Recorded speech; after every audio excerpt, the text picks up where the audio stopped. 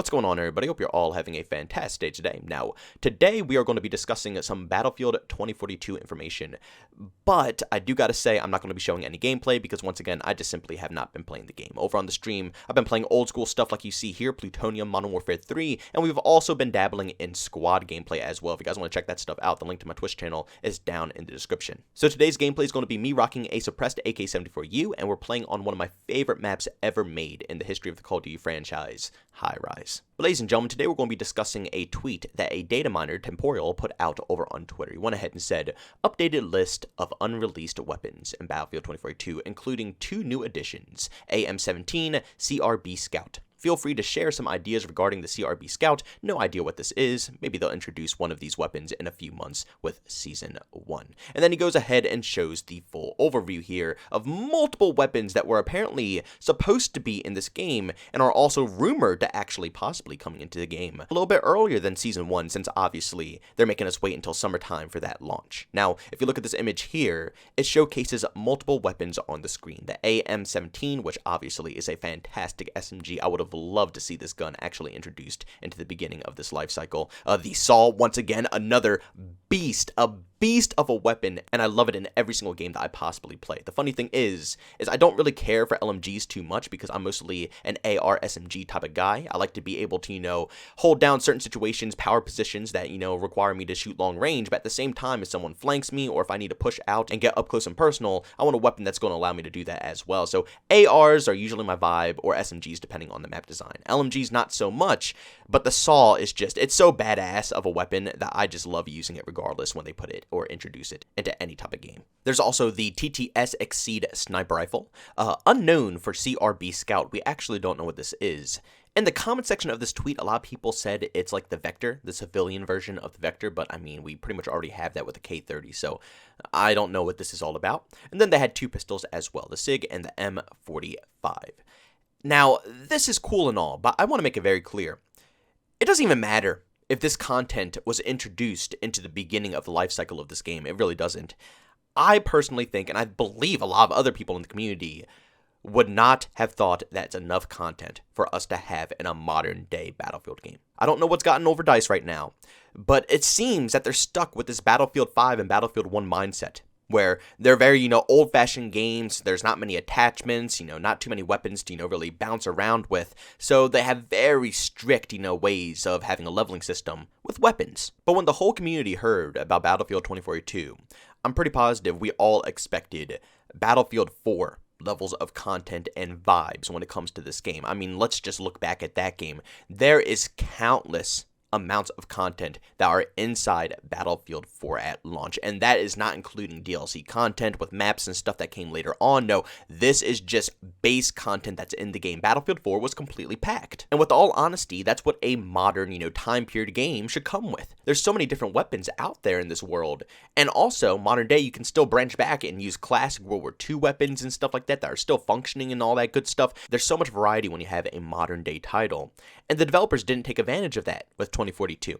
And it's even crazier because 2042 is near futuristic, which means it's even more stuff they could have done. They could have had modern day tech that we have right now, near futuristic stuff that they're working on in the future, and just all out crazy stuff that's not even real. They could make up whatever they want and it would still work in the realm of Battlefield 2042 with how they were trying to lay it out. Shoot, even like I said, they could bring back World War II weapons and it could still work in the game. There should have been so much content at release. It should have been completely packed, but it wasn't. And there's also rumors that this content is coming out earlier than Season 1. So basically, as we all know, Season 1 is being pushed back until summertime. Since it's being pushed back, in order to keep people playing the game, since everybody's leaving right now, obviously, everybody hates Battlefield 2042, but in order to keep them coming back, they're going to at least release maybe, 1, 2 DLC drops with very minor, things being introduced, but still enough of something to encourage someone to re-enter the realm of Battlefield 2042, go back into that crap show. Basically. But even doing that, that's not enough to bring anybody back. I'm being honest with you. It's not going to work, and it's going to be a complete waste of your time. Because once again, like I said, even if these weapons were already introduced before the launch of the game, the community wouldn't be satisfied. So what makes you think that, introducing it later on, months after the game releases, will still satisfy the community?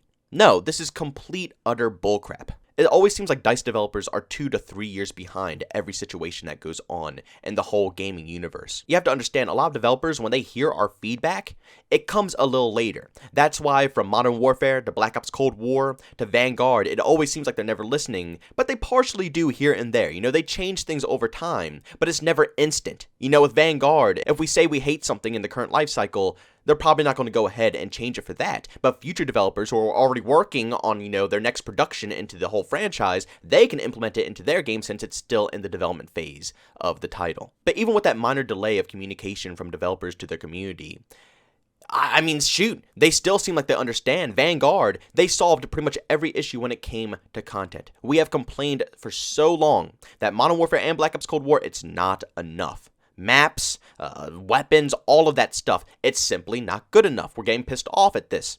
And you would think DICE is sitting back and looking at us complaining and ranting because since, they always want to copy Call of Duty for some strange, awkward reason. I mean, Battlefield 2042, a lot of people are even saying it's pretty much a clone of Call of Duty when it comes to gunplay and all this other nonsense.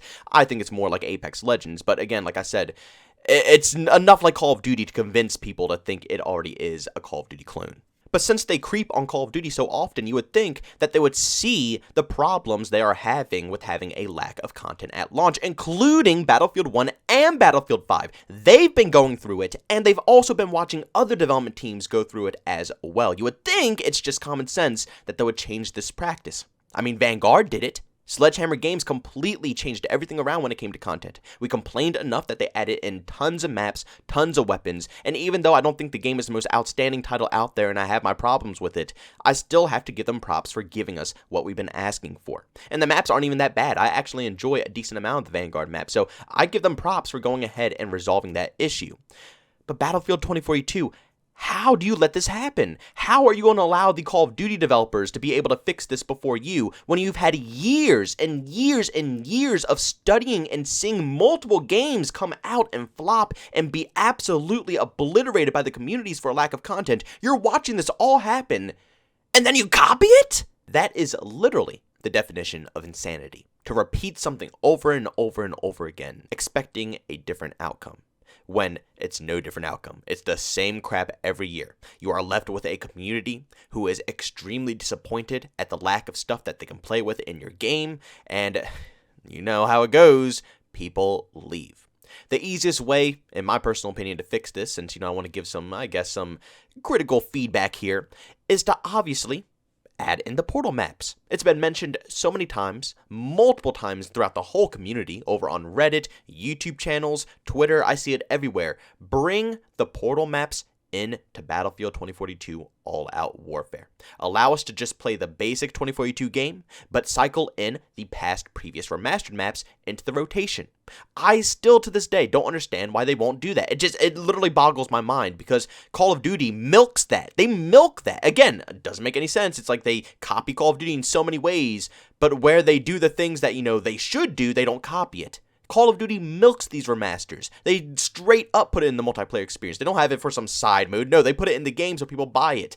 That's what you're supposed to do. And with all honesty, I thought it was going to be a blast playing on some of these remastered maps with 128 players. At least, that's why I thought they were mentioning when they, talked about all this stuff in the trailer. I genuinely thought that when they talked about all this Portal stuff, these maps are also going to be playable in the base game as well. Again, I know it's not going to be very balanced because the maps were never balanced around 128 players, but that's the joy out of it. It's the same thing as hopping into, an old school Call of Duty game like you see right here and having, a crap ton of people, almost 40 players, playing on High Rise, a map that was made for 12 players. It's the same exact feeling. I know it's broken. I know it's not going to work. I know there's going to be problems. I understand that, but it's still just goofy, insane action that's still enjoyable.